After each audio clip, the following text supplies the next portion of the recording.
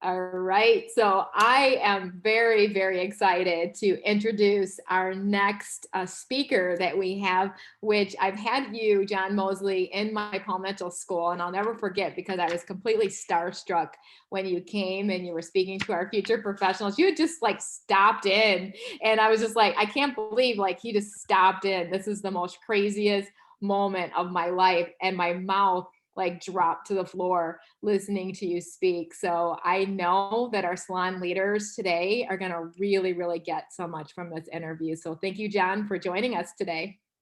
Thank you for having me. Such an early start to the new year. I'm like, let's go. Let's get things moving. As soon as you said that, I was like, let's go. And then you said, let's go. And I agree. Like, I am so ready. I feel like I was born for this. And I really feel like I was born for 2020 as well, too. And I felt like all the years that I was getting ready, and I have a feeling that you were too. But I just wanted to let you guys know who John Mosley is. He's the founder and CEO of the popular Nobody brand. I can't wait to dig into that and where that name came from. So, John, I know you're going to have some great stories with that. Oh And yeah. he's one of the most sought after barbers in the country with over 15 years of experience. He's been named the top 100 industry game changers by Modern Salon magazine. He's also a campus leader at the Paul Mitchell School in Dallas, Texas. And he also won the Barber Instructor of the Year by Barbershop Connect. And he was the 2019 chosen ambassador as the brand ambassador for the barber product line Maverick. And he's also worked and showcased his work on movies, TVs, and commercials for a list of celebrity clientele, which some of them I couldn't even pronounce their names, John. I was going to be like, okay, white girl, what are you doing? Trying to say these names. And I heard Eminem. I knew who that was because I'm from Detroit, and Rihanna. And then I love the fact that you have also worked on NFL players. My son, not in the NFL, but he played in college football, Major League Baseball, and NBA players. My son-in-law was not in the NBA, but he was a professional baller, 6'10". So it's kind of cool. And I was a basketball player as well too. So I'm just like, yeah, I love this. Nice, nice. His work is published, look, get this, GQ magazine, New York Times style, British GQ, Vogue, Billboard cover, Black Enterprise, Ebony, and get this, Rolling Stone. Hey, I grew up with that magazine. I love it so much. He's most importantly, he's married to one of my all-time favorite people, Jessica Mosley, and her mother that had passed many years ago was one of my very best friends. She actually, Jan Ryan, she actually switched the way I ran my businesses, John. And she was just like, just a tiger. I think that's the Yeah. word for her, just a tiger. And she really kind of gave me like that push. And I know Jessica is a lot like her as well too. I'm going to have to get her on one of these as well too, because I know she has a lot to give us as well. And what I love is that the two of you together, and I want to dive into this, and we'll have to do this right away in the beginning because I'm dying to know. It's your new foundation, a nonprofit, the Nobody Way Foundation. So I want to dig into that. But before we do, I got to hear, where did you come up with the popular Nobody? And I love the fact that you call yourself the Renaissance man. And I'm thinking, I must be the Renaissance woman then. Maybe I need to add that to my bio. Thank you for that awesome intro. I didn't. So everybody listening, I did not pay her for any of those words. That's just Tina talking about me. So I appreciate that. The word popular nobody, the title, the name, the company brand, that came from just me being me. I started out in the industry as the barber JM, and then I looked at that as I was starting to build my clientele in the shop, and I was like, I don't know. Like, this is putting me in a box. And we all know that in order to be successful, you always need room to scale. You need room to grow. Even in your business, you need room to scale it and grow it in order to not get stagnant. And so I said, well, if I push myself as the barber JM, then I'm only catering to barbering. I'm not catering to any other part of the beauty industry, nor am I catering to any just the average Joe. And so I said, I think I have potential to be something greater than just a barber. And a lot of people around me at the time was telling me like, hey, you have more than just the skill set of your hands, and you might want to try to tap into that a little bit. And so finally I listened to him, and then one day I had done a photo shoot, and my boy was like in the mall, and he seen some of the stuff, and he was like, man, your work is everywhere. He was like, you're kind of like a popular nobody. And then I said, that's it. It's a mystery. It makes people want to find out what is a popular nobody. And it doesn't have a cap at all. Like I could open a popular nobody sandwich shop, a coffee shop. I could open up many different business ventures off of that one name. And so that's the name. It just came natural, and we stuck with it. Wow. Okay, so if I was doing my B series podcast interview, it'd be called Be a Popular Nobody. But of course, this is next level salon leadership. So we're not doing the B series right now. But that's so true. I love that so much. But what I really love that you said is that you have so much more in you. And John, you and I kind of share that belief about people. And I love the fact that you're just always adding value to people no matter what. Like that's all you do. You're just thinking, how could I help people? And I believe people are made for so much more as well too. And I know we've got a lot of salon owners and leaders on here that are probably thinking, yeah, I know I was born for so much more, but how can they like tap into that? What advice would you give them right now? The best advice that I could give anybody that want to tap into more is just do it. I Mhm. think sometimes for us, we're in an industry where we look to make everybody else perfect. We make them perfect for them. When they get that mirror, when they walk out of the salon or shop, their expectation is to be perfect, and we control that. And so I think we kind of take that same pressure and put it on ourselves when we're looking to do things. And it's like somebody on here right now may want to start a podcast on their own, but because they want it to be so perfect, they hold themselves back from doing it. And I'm a victim of it. I did it for so long, and now I got a podcast that everybody love. And so it was like it's not perfect. And you just gotta be unapologetic for being you, being your brand, and that's just it. And so when you tap into that, it's just more or less of getting rid of fear and just acknowledging the fact that nothing's ever gonna be perfect, not even you, and just go for it. Go for it. Somebody else is always in a worse position than you're in. So even when you think you're doing bad, you're actually helping somebody else. So that's, to me, that's when you tap into it. Just you can start out with one thing and then keep growing it from there. Yeah.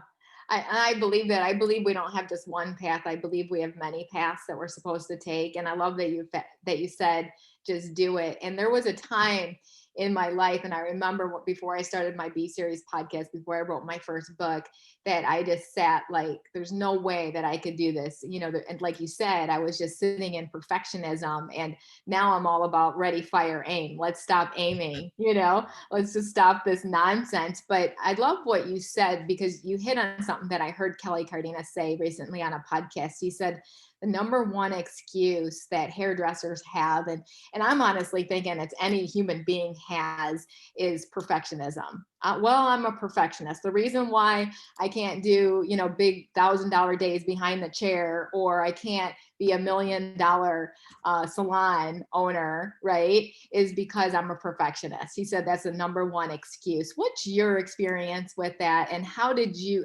avoid perfectionism in your own life? Um, in order for me to avoid it, I just rely on what I know. I rely on what I know, and I trust my eyes. I trust my hands, especially when I'm working behind a chair. It's like, yeah, this looks good. This looks good. It's kind of like having a Gitmo attitude, good enough to move on. You know, and that's what you gotta have that mindset. Sometimes it's like, okay, this is good enough to let this person go. I can't get them any handsome. I can't make them prettier. I can't do nothing. Like this is it. This is where it stopped. But as artists, we continue to just dive in and dive in, because we can always tweak. And I think for us as artists, our tweaking is actually us training ourselves to do another technique. And so that's why we keep going in and going in and going in. And so for me, it's like cut to a system, work off a system. And when I'm done with the system, it should be executed. And so that's how I kind of like move away from trying to be too perfect. That's good. I love that you said cut to a system and work off a system. I want to stay on that for a moment because I believe there's some salon owners and leaders right now that either don't have a system or they have team members that aren't following the system. And that's the challenge that we're having right now because, we're talking about if we're going to make more money, it's about pace. Like we've got to take care of our guests in a timely fashion. No one wants to sit in a chair for 8 hours, Right. and so how are we going to do better in this business? So talk about that. Like, what advice would you give to salon owners to develop their own system, and how and why that they should do it? I think as a salon owner, and this is something that I've been focusing on a lot in 2020, is mentorship.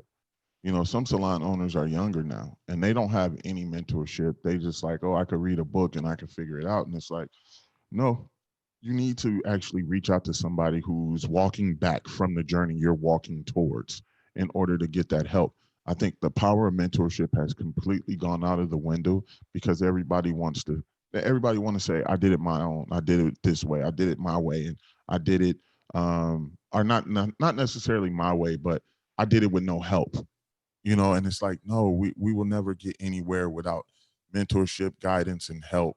And so I think first the owner needs to get a mentor. And then second, the owner needs a team of people. I say five, of people around them that they can go to with their views and ideas. And they not necessarily people that work in the salon. They might not even be in the industry to get honest opinions of what you should do and moves you should make because those are direct consumers. Those are your people that you're actually trying to sell your shop to.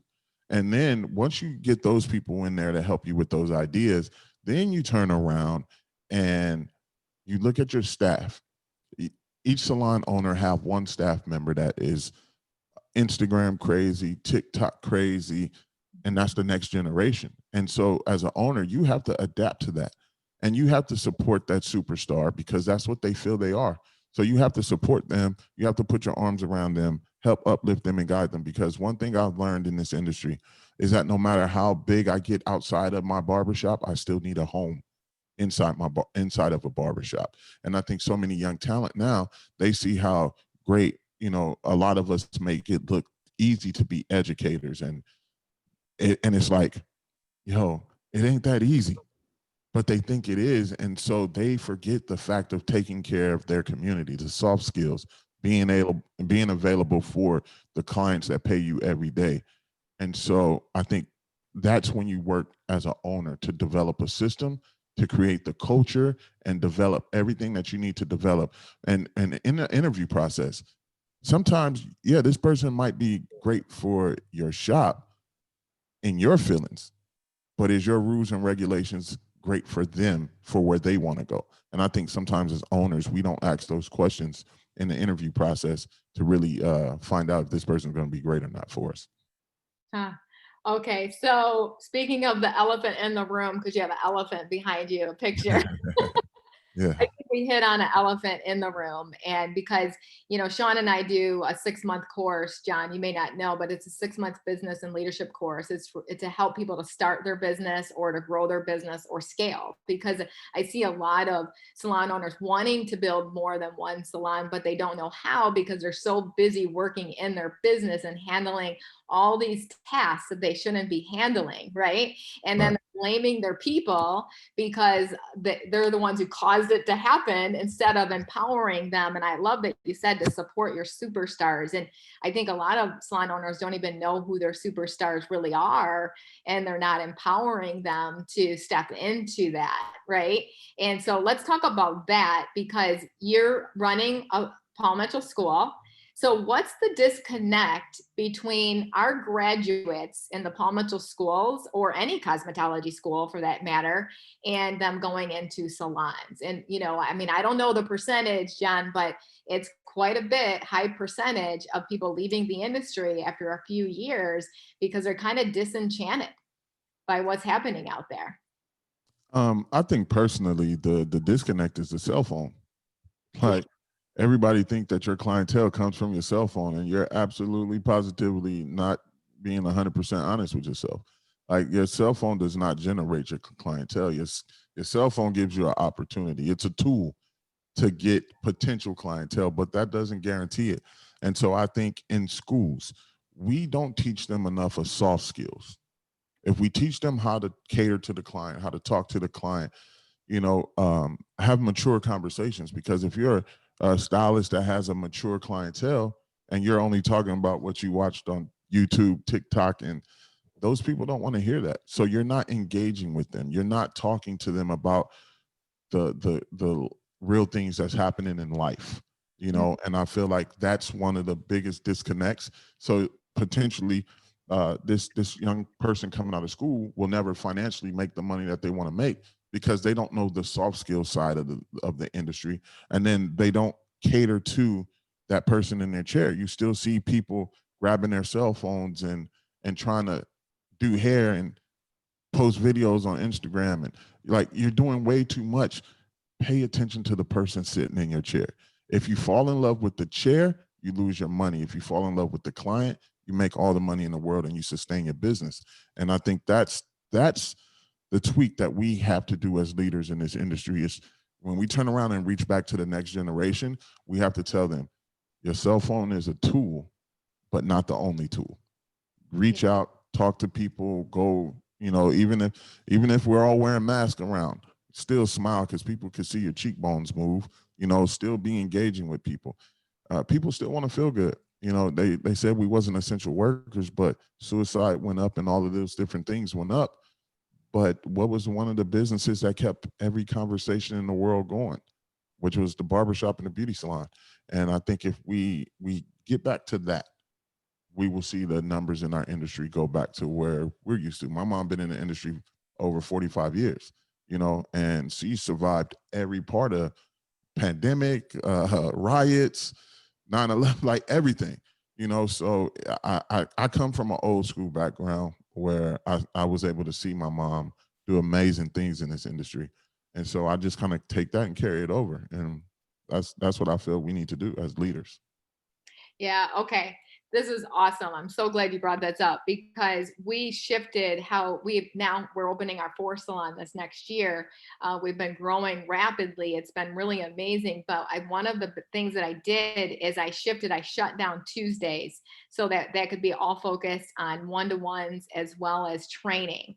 But part of that is leadership training. So I personally lead that on Tuesdays. And this past year, it was via Zoom, of course, because of COVID. And it actually proved to be a really, really great model for us, John. And I'm so excited about it. But we'll take them through books, like The Ideal Team Player by Patrick Lencioni. We spent a lot of time in that book. We've been using that book with our leadership teams in our schools as well, too. And then Emotional Intelligence 2.0. I'm with you 100%. And so the realization as, yeah, they're in cosmetology school for 1,500 hours. You're doing what you can to train them on cutting color, texture, and makeup, trying to get them technically sound so that they have a system so they can actually talk while they're working and not be thinking about what they're doing, right? And that takes years of practice, right? And it's okay, like make mistakes while you're in school, right? And of course, we're trying to teach our future professionals, we like to call them, how to speak to their guests, which is a whole nother skill set. And so in my mind, like, what's the missing link there? What's the missing link for salon owners as well, too? And I went through speaker training and I'm like, well, maybe we need to put them through speaker training. I don't know what it is, but what do you think needs to happen on the school side and the salon side to help these stylists understand that they need to connect with their guests? I think one of the practices I think should happen is that in the school world, they should see their numbers because I think if they understand their numbers in school and you translate that to realistic life situations, like, yeah, all these students kind of complain, oh, I hate being at school. I got to do this. I got to do that. Okay, cool. So you're saying you don't need business classes because you're going into your license doesn't say that you're just a hairstylist. Your license says that you're an entrepreneur. That's really what it says. And so if you don't have the entrepreneurial skills to understand what you got to do with your business, then your business is going to fail and you're just going to be another hairstylist or another barber that just falls off the face of the earth and has a license, and then your license lapse, so you don't pay for it again, and you're like, I'm out of here. So I think when you show them the numbers early to get them to understand the value of to being able to scale, you have to know your numbers in order to make the money you want to make and set goals. You have to know your numbers. If you're goal driven or you're financially driven, that's going to help you drive that. And I think for schools, showing them that and sitting them down and being able to talk to them about those type of things help. But then on the salon side, it's putting certain standards in place, creating the culture, creating the environment you want for your salon. If you don't want people on their phones in between guests, you can have your phone. That's cool. But when you got a guest on your phone, in your chair, your sole purpose is to focus on that person, because they're not paying you for your skill set. They're paying you for your time as well. So if you're shortchanging them by picking up your phone or steady walking away from them, going in the break room, those type of things will ruin a shop because our salon, because you're not engaging with the community. Are you feeding the economy, or is just the economy feeding you? You got to be able to give back to those people. And I think that's what honestly needs to be a little more present in the shop, is creating a culture that you want and creating the view of the shop to the world that you want it to have. Yeah, it's so true. And I love that you're saying that. In fact, we were able to talk to a lot of our salon stylists, but we kind of, instead of saying, okay, you have to do this, we kind of gave a reason why behind it. And that was really turning off notifications on your cell phones, because it was causing everybody, like, looking at it, right? And so even going into the back room, and they're seeing all their notifications, like, oh my gosh, I have to get to this. Like, no, you don't, in fact, you can even turn it off. Yeah, even with an Apple Watch, you Yes, constantly, like, I used to it's be on awful. stage. I used to be on stage, and my watch will go off, and it'll make me stop doing what I'm Yeah. doing just to. So it's like, you got to eliminate the distractions. You have to eliminate the distractions. So I love that you said turning off the notifications so you don't even see them. You know, I do have a little trick I play when I get a new client. I actually leave my phone on loud when I have a new client, but I purposely ignore it while they're in the chair Mhm. so that they understand they're coming to spend this time with me. I value their time. So my phone can ring all it wants to. I'm focused on my time with you. And then the next time they come, it's on silent. So, but it's just to get them to understand this person is paying attention to me. Oh, that's good. I love that. Yeah, because they're not used to that. They're used to people answering the phone. And, I mean, I go into nail salons. I know I'm going off on tangents, but I know the salon owners are on here are going to be like, yeah, yeah, yeah, go into a nail salon and they're answering the phone while they're in the middle of my pedicure. Right. I get pedicures every 2 weeks. So I understand. I feel you. I'm like, yo, that clock only got about 10 minutes left. I need all of those 10 minutes. Yes. Oh, I know. And it's kind of like, man, it's like, what can you do about it? Really nothing, but you're thinking in your head, I wish I could do something. And so I wonder, the elephant in the room, I think, goes back to what is your guest really saying about you? And, are you offended by what your guest is saying about you? Right. Or are you gonna be like, I like to say as myself as a feedback champion? I want to be a feedback champ. And, what's the best feedback to get then from your clients? Right. So, what does that look like for you? And what advice do you give for people with that so that they can be getting more feedback from their guests? So once again, my name plays a factor in this conversation I had with a client. So one day I was cutting my client's hair, and I charged 45 and 65 for a haircut. 65 are for guests that's not recommended by anybody. Somebody refers you, you get a $45 ticket. If you're from our neighborhood, you get a $45 ticket. New guest is $65 right off the bat. And so one day, one of my clients, I was cutting her hair, and she was like, I'm actually mad at you. And I was like, what? What are you mad at me for? She said, you're so talented and you're so good and you're on your stuff and you don't even promote yourself. You don't even push the fact that you're this good, or you don't, try to get more clients. You just let it, it's just, you're like, whatever about it. And I told her, I said, listen, I've been cutting hair for so long. I said, and my theory is if you know me, you know I cut hair. I said, but where I'm at right now, space wise, I'm moving into a whole nother atmosphere. I said, and so cutting hair is not my primary focus. Mm, Business is. I said, so that's why I don't sit here and promote myself. I said, because I don't want to be stuck like I was the first 15 years of my career behind the chair. I want to be able to come behind the chair when I want to, and I want to be able to do the business stuff that I like to do, mentor people, grow people, help people. That side to me is more important now than booking up a full chair and saying, look how great I am at cutting hair. And so it was pretty strange and funny to me though at the same time that my client will say they was mad at me because I don't promote myself more, where, when you deal with celebrities don't want you to promote yourself really at all because they don't want you to get too busy to where you can't do them. And so, it's that was one of the things my clients said. I have clients that, you know, they love what I do because they know they can. I went from a big shop to a studio just so I could have private time. I could be by myself. I could do what I want. I can create whenever I want to. I could, do photo shoots whenever I want to. Like, so my clients love the fact that I'm available. My clients love the fact that I keep them on a set schedule. I keep them on a system. All my clients are on the system, and they appreciate that because they know they don't even have to ask. They know when their appointment is. When they get out the chair, they don't have to rebook. It's already done. They don't have to do anything. So they appreciate that I try to make their life as simple as possible when they come back to sit in my chair. so good. I love what you're talking about because system creates consistency. And, why do people keep going back to Starbucks? Because, it's pretty consistent, And so kind of looking at that. But let's kind of talk a little bit about another elephant in the room. As you said, you were stuck 15 years. And I don't know about you, Jen, but when I interview my brand new future professionals in my schools, I always meet all the brand new classes and I'll have them raise their hand, like, how many of you want to own your own business someday? And more than half now is raising their hand, sometimes 90% of our students, sometimes all of them. Like back in 22 years ago when I first owned a school, there would be no hands going up. Now we're obviously attracting a whole different skill set of entrepreneurs, right? And then I'll say, okay, so let's talk about this. And although we're not a business school, right, John, we're teaching cutting, color, texture, makeup, right, and Right. barbering.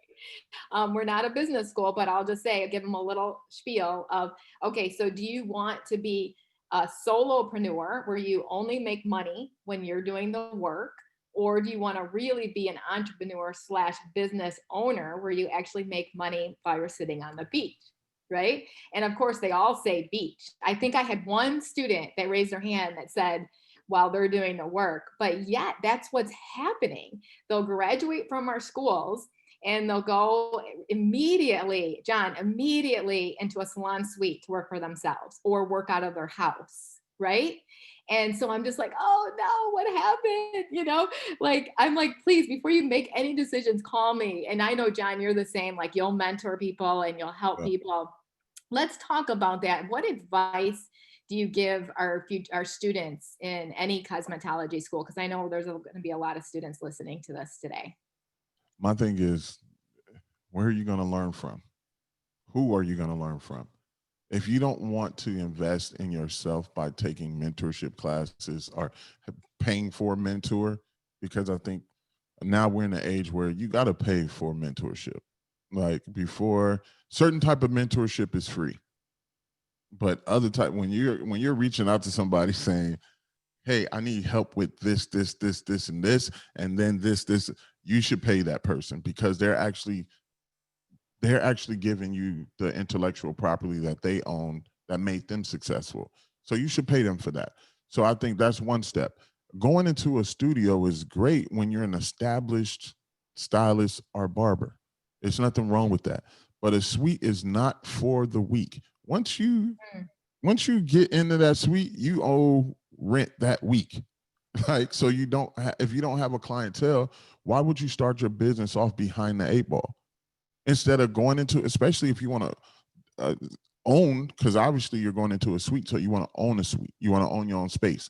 So in order to learn from others mistakes, you had to be around others. So if somebody wanted to own a suite, I would tell them you need to go work at a salon first or a barbershop first and learn from the receptionist. Learn your skill sets, develop a skill set from everybody around you. That's one of the things for me. When I started my career, I went into the best shop in Long Beach, California, and I said, I'm gonna learn from these guys, and this is what's gonna create my style of cutting. And that's what I did. But then I went out and now I can venture out on my own.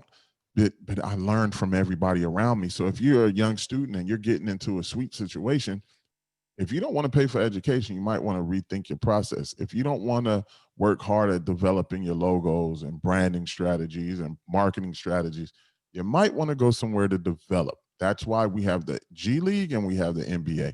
That's why we have the minor leagues in baseball, and then you got the majors. Like, there's a process to success. And so many people want to skip the process, that they just want to go straight into the majors. But first you got to play in the minors. And the best leaders are people who actually was amazing followers. Yeah. That's so true. I love that, because we always talk about that in the Paul Mitchell School world, is you've got to be a great follower before you're a great leader. And how well did you do serving people, right? Mm. And so I love that you said a suite is not for the weak. I love it. That's a good quote by John Mosley. And the reason why I love that, it's really interesting. I've been doing some research on this because I've been trying to figure out from some of my graduates, why they chose to work in a suite, like what caused them. And one in particular is one of our instructors in our cosmetology school now, just as a sub, right? But he said, he showed me on paper how he was losing so much money because of the amount of rent he was paying in one of the solo salon suites. The rent was so high. And then he found a location that was half the amount of rent with 4 chairs in it. Like, let's do the math. Like, which is a better spot? Like, I'm pretty sure that's the better spot with the 4 chairs, Right. And so he actually kind of showed us those numbers of what that looked like. And so just being super careful about your business plan.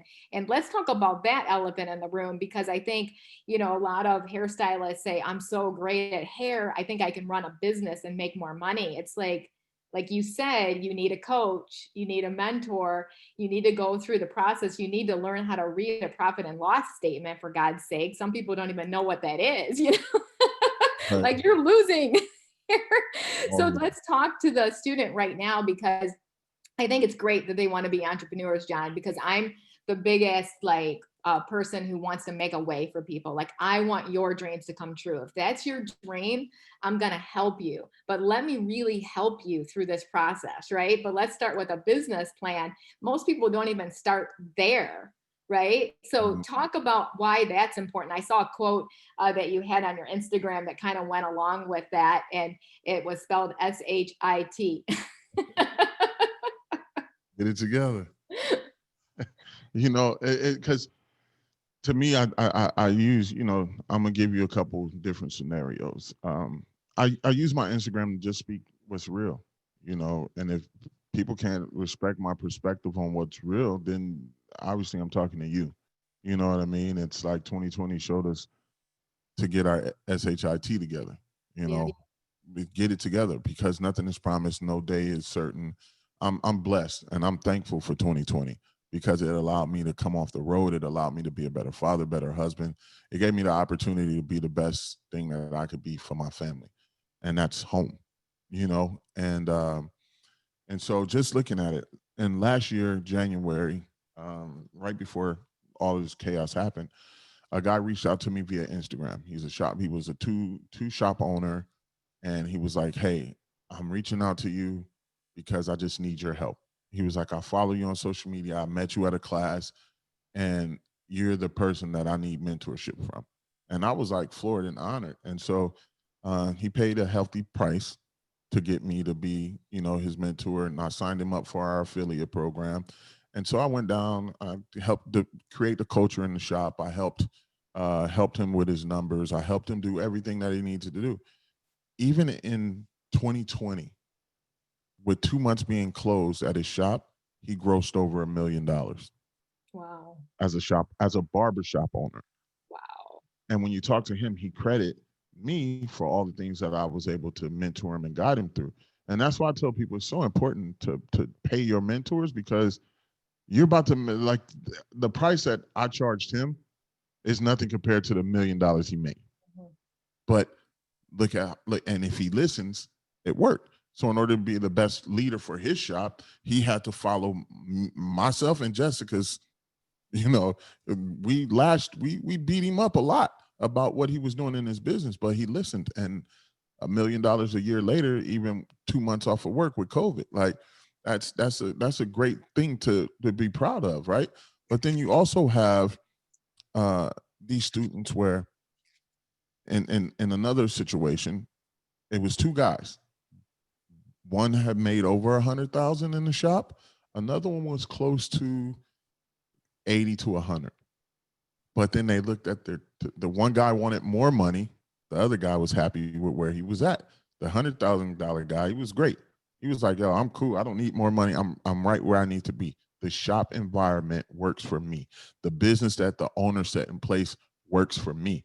The other guy's like, "Well, I'm giving him this much in commission. I should be making more money. So I'm gonna leave this shop to go pay booth rent so that I can make more money." And it's like, no, that's the worst thing you can do.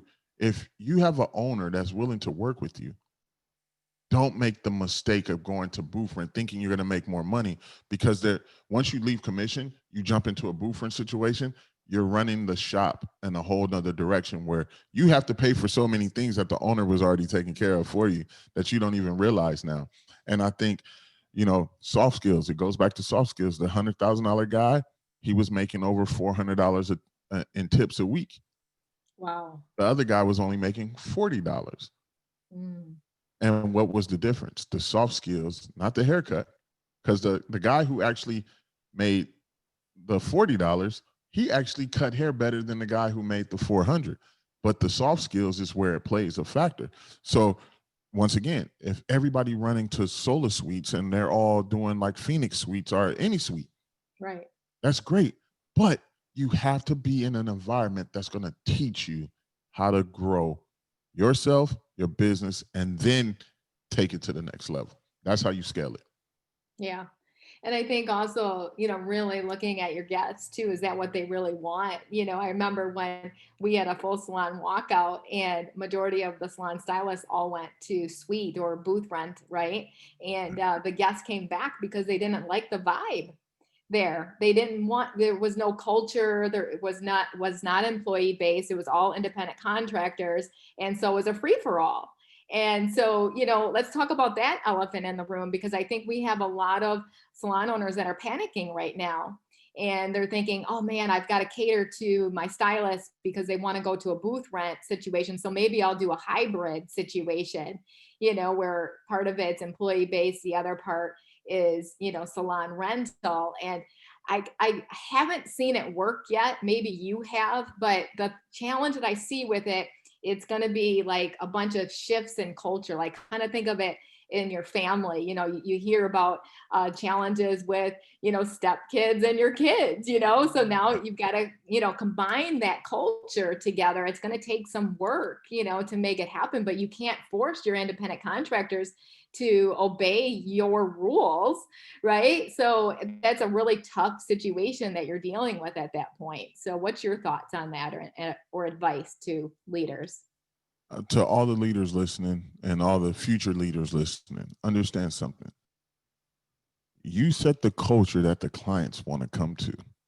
No matter who leaves your shop, if your culture is set, a person that's leaving, a stylist or barber that's leaving your salon or barbershop, they're only going to take probably 20% of their clientele. And that's those guys that's just ride or die with them. The other 60%, 80%, they're going to come back to the shop because they like the environment. They like the culture that you created there. They like the ambiance. They liked you as an owner. So that's why they come support. They're supporting the stylist, yes, but they're also coming to support the owner. They're supporting the salon that's in their community. They want to feed back into something that's in their community. And so it's like, to me, I don't think any owner should ever worry about somebody leaving if the culture is right, because the client is going to always come back to where they're comfortable. Yeah, Period. so true. Quote unquote, if the culture is right. If the That's the culture is whole right. thing.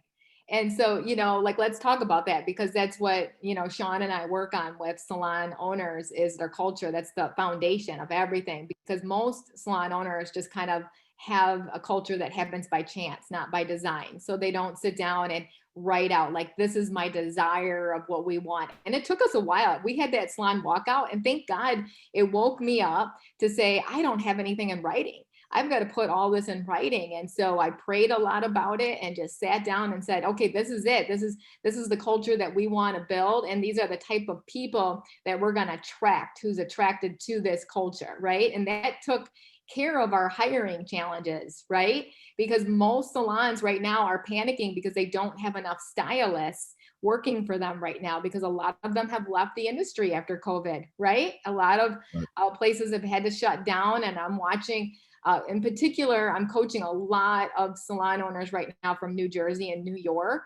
And there's a lot of it's slowed down like crazy for them. It has not for us in Michigan and Florida, but it did for them, there in those parts. And I started thinking about that because what do you think is the solution to hiring?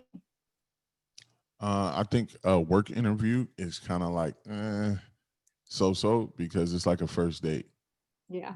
You're gonna get everything that you want to hear. You're gonna get all the good juicy stuff. But then after they pass that test, and it's like, okay, cool, I'm hired. I could go back to being me now, you know. So I think the hiring process, we literally have to go through and do a thorough interview. Think about when you went to work for somewhere. What was your interview like? I think so often the barbershop and salon, our beauty industry in general, we've just got accustomed to people saying, "Oh, I do hair, I'm good. Check my Instagram out." And then Mhm. that's what you hire instead of really sitting that person down, asking them what's their vision, asking them what's their goals, asking them where do they want to be, what do they see fit, why did they choose to come to your spot and interview here, what do they want from you as an owner, what do they expect your company to do for them.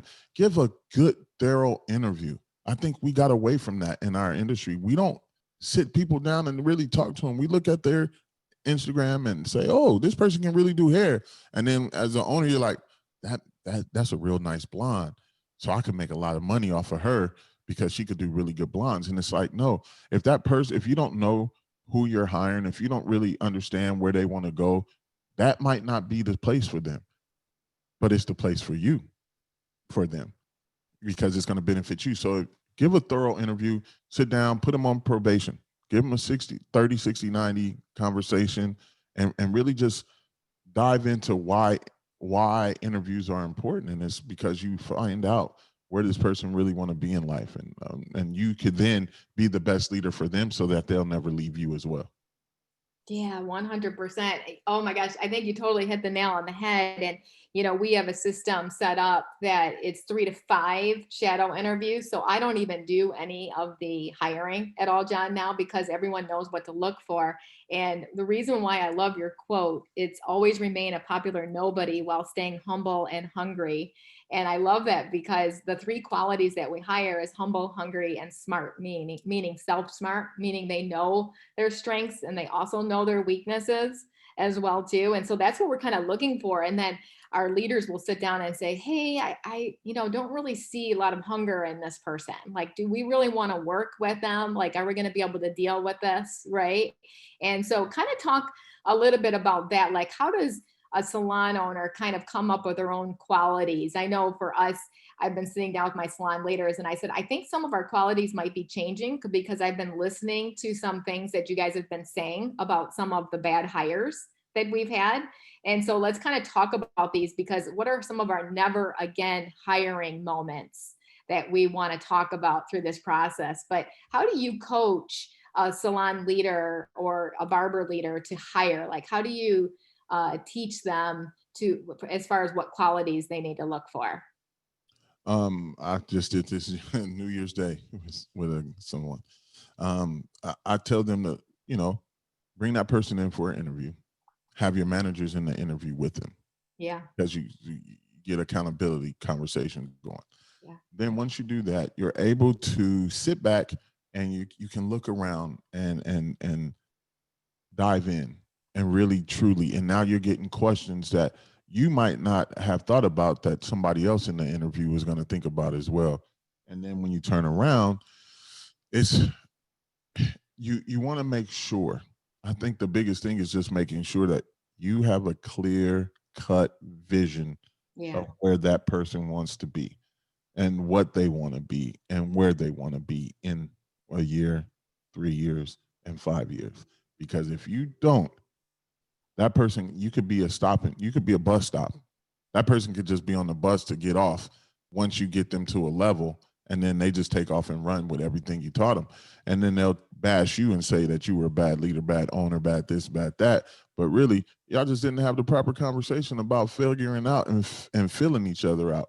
And so I think to me, that's always going to be the biggest thing. It's just talking and communicating so that you don't have the bad hire situation. You have the right hire situation every time. And then trust and listen to your staff. Yeah. Your staff are the ones in the trenches all day, every day with these people.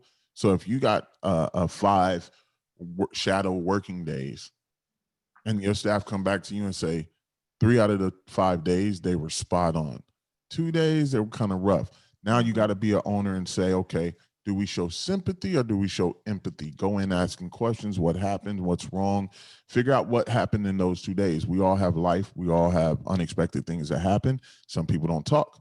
So just you as an owner being able to, at that final interview, to say, okay, if you're hired or not, bring up those 2 days, because then what's going to happen is that that person's going to be aware that everybody there wants you a part of this team, but we need to figure out, is this behavior going to continue, or is this, just something that happened on those days, that family issues, whatever.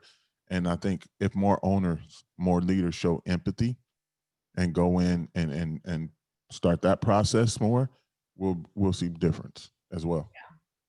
Yeah, I think for the most part, because a lot of salon owners aren't hiring all the time, John. And so that when they get desperate and they're like, I just need an assistant in the room, you know what I mean? And so they're like this panic hire state, and so we've got to stop that. That's big elephant in the room. Yeah. Then Stop you it. think about it. What do we tell students? If you want to go on a salon interview, go get the assistant to shampoo your hair and let them tell you everything they Yeah, like and dislike about the shop. So if you got an assistant that's on good. fire, she's gonna tell that young stylist or young barber coming in like, yo, I love this place. The owner's so great. The team is amazing. Now you have somebody happy that's loving to work there, and they're spreading the joy throughout the community of them working there. But if you got somebody that's like, I really don't like this place, I'm just here because I gotta be here, I need the money, that one is gonna ruin everything. That's the Yelp review that walk out of the door. Yeah. That's the Google review that so it's like those things you got to be mindful of. Oh man, this is so powerful. Man, I wish we could do this interview for like 8 hours right now. I have so much I want to ask you. Let's jump into your nonprofit that you and Jessica are starting. Tell us all about it. So we're starting the nonprofit. The paperwork we're almost complete now, and it was just, for so long I've been wanting to give back in a lot of different ways, but I know money is made to not make us look great, but money is made to help others. And so for me, I always had this vision of starting a nonprofit. I wanted to, but I wasn't necessarily always in a financial position. And last year during COVID, I walked away from a company and I said, I'm gonna put more into my company and I'm gonna develop my brand as much as possible. And shout out to the rest of the family, the collective that works underneath our Popular Nobody brand. We got some powerhouses. We got some people that's really doing things in their community. And so I just sat back and I was like, going with Jessica, flipping names and going through the names creative process. And I was like, you know what? Why don't we name it the Nobody Way? The Mhm. Nobody Way Foundation. I said, because, like you said, we do it humbly, we do it with hunger, but more importantly, we give back without talking about it for the most part. Um, every year for the past 4 years, we've donated to Salvation Army, or I picked the family off the angel tree, and like we've done a lot of great things that we don't even talk about. And so I feel like with cosmetology, barbering, welding, plumbing, and trade, just trade in general, so many families sit down with their kids and drill home, you got to go to college, you got to go to college, you got to go to college. But then to me, as a parent, the more I say you got to go to college, that means the more my kid is going to be in debt before they ever can make a dollar. Mhm. The trade industry has been so great to me. So why wouldn't I try to offer that to the next generation and get them out of the mindset of you got to go to college, you got to go to college, get a trade, then go to college. Yes. If you're a football player, get a trade and then go learn how to cut hair and then go to college and make money while you're in college, while you're on that free scholarship. So I think so many parents just drill their kids that way. And so me and Jess, we just sat back and was like, trade is the way.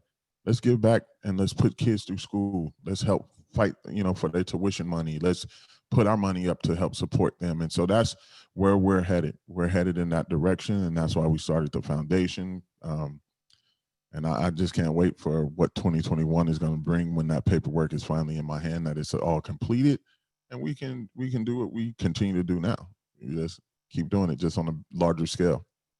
Wow, this is so big. I want to be one of your first donors to this I because appreciate my it. husband and I are all about that, and because he was kind of forced to go to college. He was a lawyer for 30 years. I mean, it turned out, in our favor, but really when he looks back and says, man, I love the beauty industry so much more. And now he thinks he's a construction guy now. Right now he's laying a floor in one of our schools. It's hilarious. Can't find any guys to do the work. And it's so frustrating. And then he's like training my son and my son-in-law how to do things because no one's taught anything anymore, how to do these things. And so it's kind of an interesting facet because I told my husband, I said, you need to start like a trade school or something so that you could help, these kids learn how to do construction, Right. too, through the Think process. think about how many young thousandaires we have in the beauty industry that could potentially go to millionaires with the right mentorship, without the debt, with all of that. And so I think that's what, for me, the foundation is going to help bring to the table. Like, you got so many talented young women, but they can't because they're single parents already at such a young age. So they got to worry about paying for their kids' daycare. Then they got to worry about paying their tuition back. So that it's a lot of roadblocks to success. So I told Jess, if we can make people road to success a little clearer, Mm. we've done our job with using our money the right way. Yeah. That's so huge. Yeah, don't get me started on the babysitting thing. Oh my God. When my kids were little, it was $5 an hour. Now it's like 20. Yes. It's like, how can I asked my daughter, like, how can you make it? Because I watch my grandkids all the time, but sometimes I'm in Florida and she's in Michigan, so I can't. And she's like, oh my gosh, I can't find people, to babysit. And all of her money's gone, Right. and so it's a frustrating system for sure. And I 100% agree with you, John. So I full fledged support you and Jessica on this. So what's one last piece of advice that you want to give everybody? What other elephant in the room have you seen that you've been wanting to tell everybody for 2021 to focus on?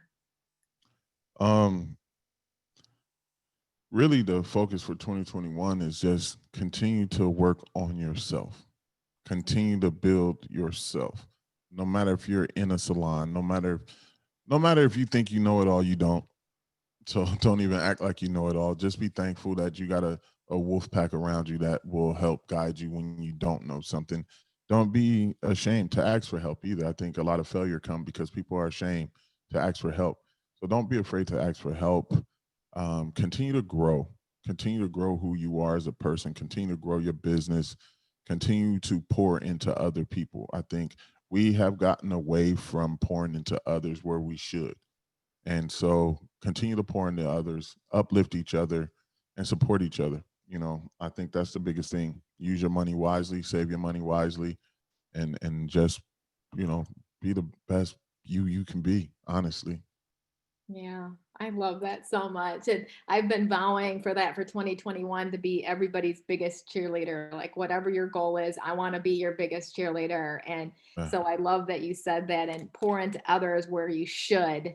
pour into others where you should. And I think we're spending too much time doing things that we shouldn't be doing. And this Right. is something that we should be doing. That'll give us the greatest reward for sure. So, John, you are an epic. You are a Renaissance man. So, thank you for Thank all you. that you do for the industry, and God bless you and your everything that you're doing in your companies as well too. So, thank you for being Uh, on today.